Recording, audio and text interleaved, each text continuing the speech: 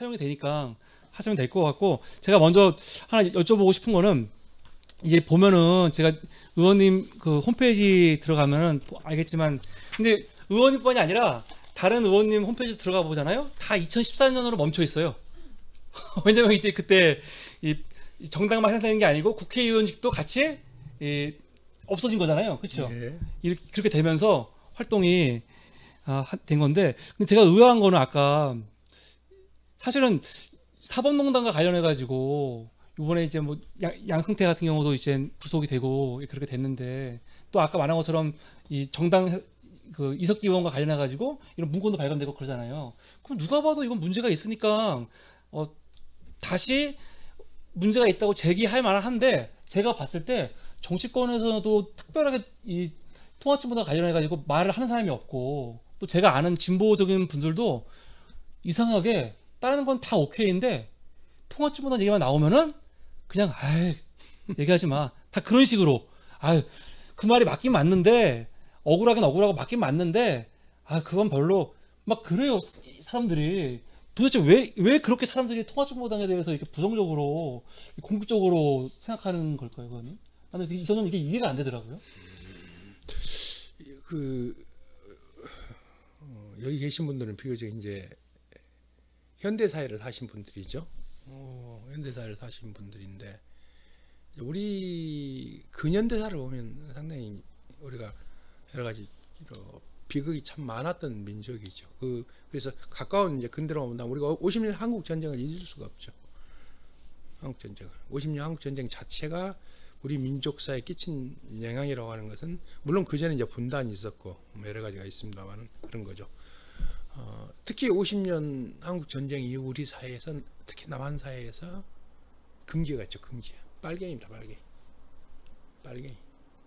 뭐 빨갱이라는 건 다 아시다시피 주로 공산주의, 사회주의 이를 지향했던 사람들이 즐겨 쓰는 색이고, 중국도 오색 홍기죠. 소련의 옛날에 혁명군들도 홍군이죠. 중국도 홍군이라 그러죠.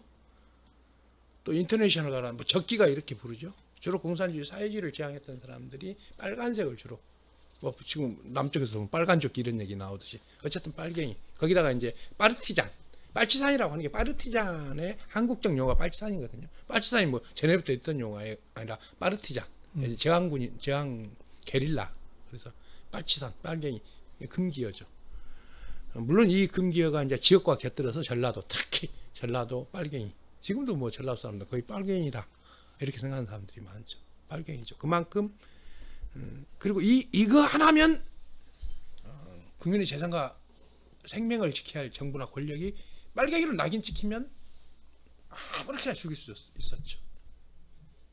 그래서 지금 한국 전쟁 전후 민간인 학살이라고 하는 게 지금 우리 아까 나옵니다. 약 110만 명 정도로 추산돼요. 빨갱이라는 이름으로 그냥 한국 전쟁이 일어나자마자 잡아다, 소위 보도연맹이라고 들어보셨죠? 빨갱이라는 이름으로 찍히면 잡아다가 그냥 죽인 사람들. 뭐 제주도 4.3부터 시작해서 여순, 그 다음에 그 유족들 경상, 코발탄과 전국 각 곳에 없는 거죠. 없습니다. 한국 전쟁 당시에 약 빨갱이란 이름으로 사상이 부순한 사람들을 한국 전쟁 시기에 직결 처분한 사람들이 110만 명 정도라고 합니다. 당시 우리 인구가 얼마였습니까? 2천만 정도가 안 될 때였으니까 얼마나 많은 사람입니까? 자, 이것이 한국 50년 그 이후에 왔던 겁니다. 그러다가 결국 아까도 나왔던 진보당 조봉암 빨갱이로 올려서 사형당했죠. 진보당이 당시 해산됐어요. 그때는 이제 정당 해산과에도 나오겠습니다. 진보정당 조봉암 당수가 사형되면서 진보당도 해산됐어요. 네. 그때 당 해산은 지금같이 법률로 한 게 아니라 행정처분으로 해산이 가능했어요.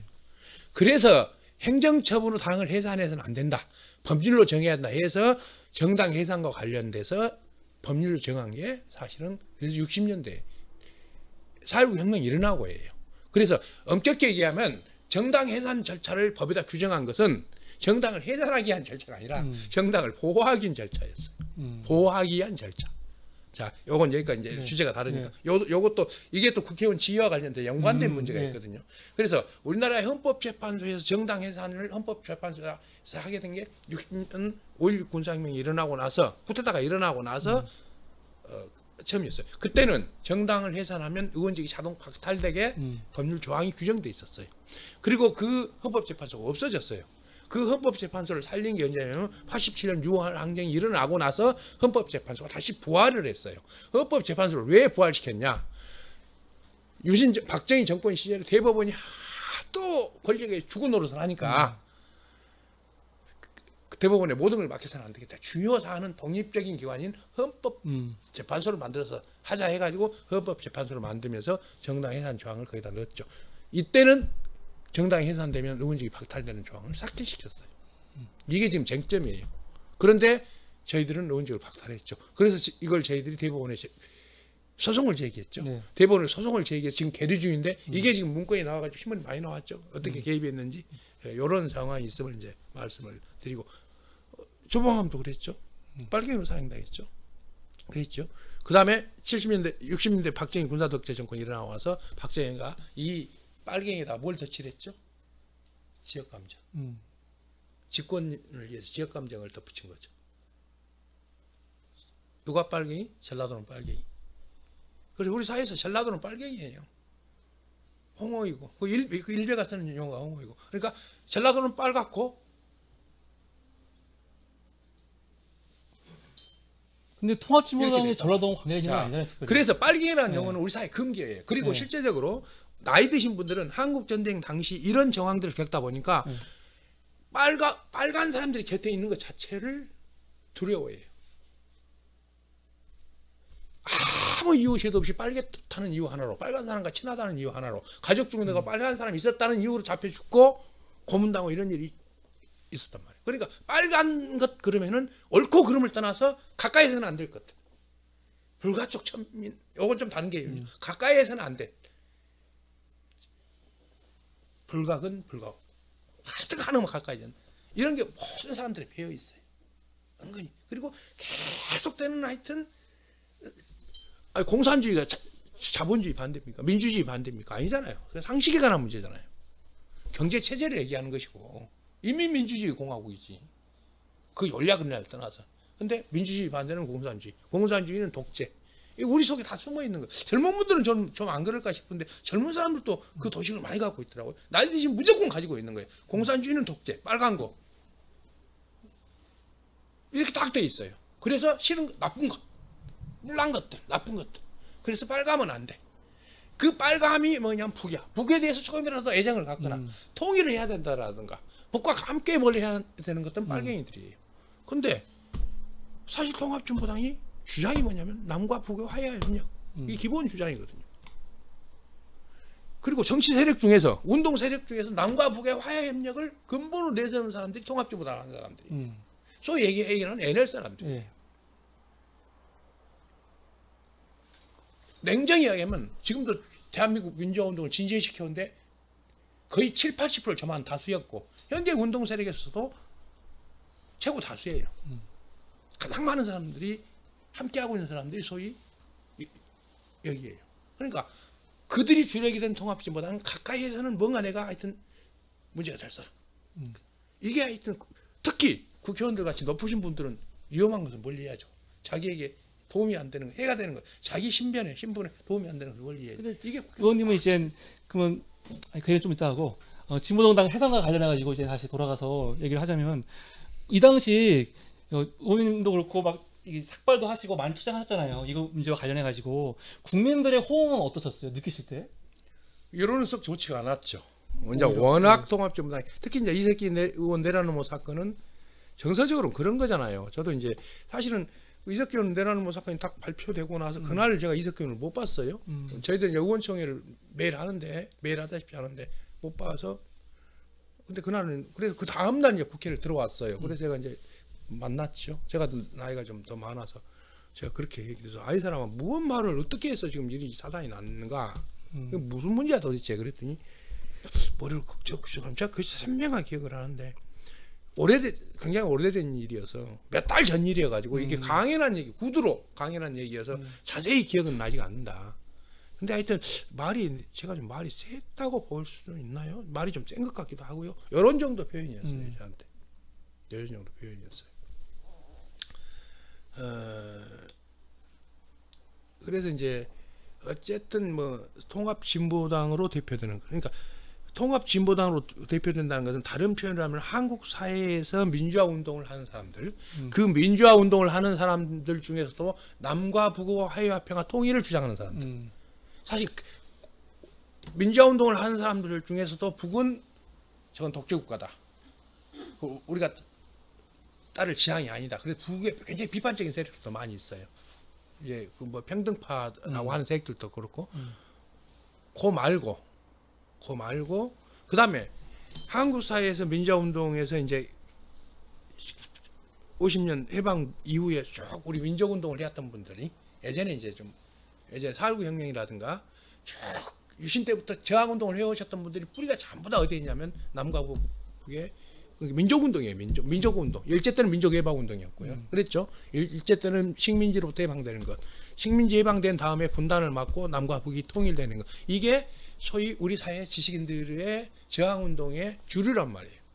그 뒤를 이어서 남한 사회에서 반독재 운동이 일어나면서 이 반독재 운동 속에서 두 가지 거대 담론을 가지고 사람들이 살아가기 시작하죠. 하나는 노동 문제. 노동자들의 권리를 일한 만큼 권리를 보장받는 문제. 또 하나가 남과 북의 통일이라는 문제와 더불어서 남과 북이 분단되어 있음으로 해서 그러오는 공안통치, 독재 탄압. 이거 엄청난 거거든요, 사실은.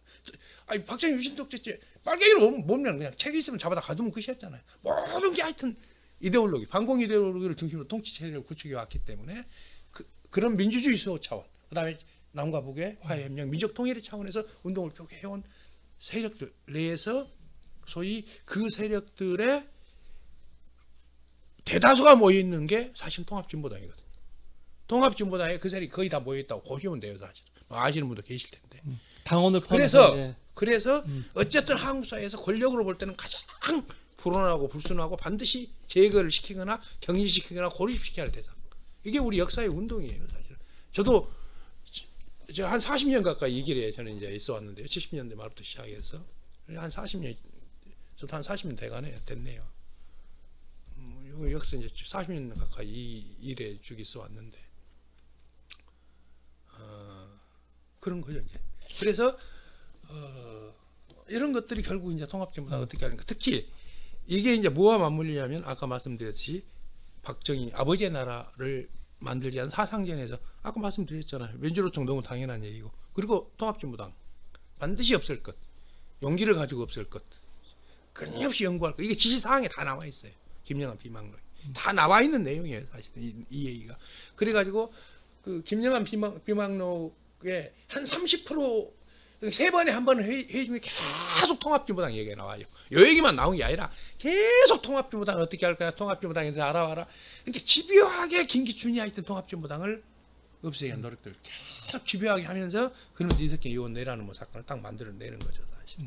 그러니까 일반 법조인들을 볼 때 내란 음모를 모으기는 조금 불철저했다, 법조인들은 이렇게 얘기하고, 사실 이게 무슨 내란 음모냐. 내란 음모는 뭐가 있어야 되냐면 기본 총이 있어야 된대요.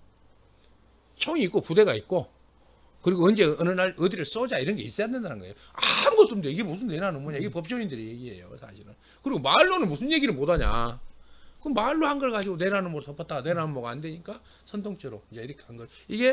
이걸 가지고 결국은 이제 통합진보당을 해산시킨 한 과정이 된 거죠. 그런 점에서 제가 보기에는 적어도 저는 뭐 제가 처음부터 무슨 빨갱이에서 운동을 일어난 거 아니죠. 저는 이제 제가 태생이 광주고, 제가 이제 80년 5.18을 24살 때인데요, 그때가 벌써 지금 몇 주년입니까? 제가 이제 벌써 세월이 많이 흘렀죠. 24살 때 제가 본 세상에는, 저는 그때 난 교회를 좀 다녔어요.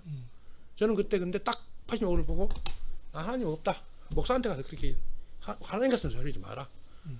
앞으로 하나님 있다고 목사 우기면 나 가만 안 두겠다. 하나님이 있다면 세상에 어찌 이럴 수가 있느냐. 저는 이런 거였죠, 이런 거. 그러니까 그때부터 세상을 거의 인생이 확 바뀌었어. 그리고 다른 삶을 그때부터 살아왔죠. 다니던 대학에서 잘리고 감옥 가고 노동하고 노동자들로 살고, 무슨 광주 전남에서 정치를 하면서 민주노동당 당선될 거라고 했겠습니까? 광주 전남에서 민주노동당을 당선되고 싶은 사람이 왜 그걸 합니까? 벼랑박이라도 되고, 어쨌든 이 길이 조금이라도 쌓이면 좋겠다. 내가 무슨 국회의원이 되고 뭐가 되겠다는 생각을 한다면 왜 다 민주당을 해야죠. 그래서 광주 전남에 지금 옛날 함께 운동했던 친구들이 지금 다 국회의원하고 그러고 있어요. 한 시절 저하고 운동했던 친구들 대부분 민주당에 가서 다 하고 있어요. 진짜 안 하고 있는 사람이 아무도 없어요. 근데 당선된 사람이 그 길을 가겠습니까? 안 가죠. 이게 이제 저도 한 길을 그렇게 걸어오면서 보니까 우리 역사에서 노동을 얘기하고 통일을 얘기하는 사람들이 주류 기득권층이 볼 때는 어떤 대상이겠는가? 이것은 어쨌든 수단과 방법을 가리지 않고 제거하거나 아니면 최소한 격리시키거나 고립시키거나 아니면 소수화해야 할 집단, 이게 기본 권력을 가진 사람들의 속성이란 말이에요. 근데 이들이 그냥 운동 단체가 아니라도 당을 만들었단 말이에요. 당이라는 것은 또 어떤 게 있냐면 우리 헌법에 보면은 헌법 구성이 총 130조로 되어 있는데요. 헌법 구성에 보면은 헌법은 다 뭐에 적혀 있냐면 기본권이 적혀 있고 그다음 국가기관에 관한 얘기예요. 대통령, 국회, 사법부. 근데 그 헌법에 소위 민간 조직과 관련 딱 두 개가 언급이 되어 있어요. 하나가 정당이고 하나가 노동조합이에요. 자, 정당은 설립은 자유고 복수 정당들은 허용된다. 헌법에 규정돼 있어요. 그다음에 노동자들의 노동의 권리는 보장돼야 한다. 이 헌법에 나와 있는 조항이에요. 그러니까 헌법적으로 보장받는 것이 노동조합과 정당이에요. 그래서 헌법적으로 노동조합이 보장을 받기 때문에 단체에서 나오라고 안 나오면 부당노동 행위가 된단 말이에요. 업주가 처벌을 받게 돼 있어요. 부당노동 행위라면. 마찬가지로 정당은 헌법에서 보장되어 있기 때문에 국가에서 지원도 하고, 그러니까 지금도 정당은 차를 갖고 어디 가서 유세를 해도 집회를 해도 정당 연세를 가기 때문에 허용이 된단 말이에요. 그 다음에 프랑카도 아무나 못 걸죠. 일반 사람들은 프랑카 사실은 막 그냥 대고 걸고 있는데 원래 법으로는 구체가 등록 받고 해야 되는 거예요. 하게 돼 있어요. 정당은 걸 수 있게 돼 있어요. 그러니까 정당은 그만큼 우리 헌법에 보장돼 있다고. 그래서 그 정당이라는 형태를 띠고 소위 저런 불어나는 사람들이 거기다 또 국회의원까지 돼. 지방 의원까지 나와. 국회에서 떠들어. 상상이나 되겠습니까? 사실. 주장을 마음대로 한단 말이에요. 사실. 그런 것들이 이제 권력 차원에서는 그렇고, 그 권력과 함께 있으면서 그 주변에 있는 사람들은 자기가 어떤 좋은 생각을 갖느냐 안 갖느냐를 떠나서 개인적으로 보면 가까이 있으면 뭐가 좀 불편한 사람, 이런 게 우리 사회에 아직 많이 나와 있는 지점들, 이런 것들이 저는 우리가 좀 많이 걷어져야 되는 거 아닌가. 그래서 그 부분 관련해서는 혹시 기억이 되시면 작곡시 김남주 시인이 쓴 38선에는 시가 있습니다. 시. 38선은 38선에만 있는 것이 아니다. 모두들 마음속에 38선이 있는 것이다 라고 하는 시를 한번 보시면 아시겠습니다만, 우리가 은근히, 근데 요즘 이제 배경 젊은 분들은 그런데 좀 자유롭죠.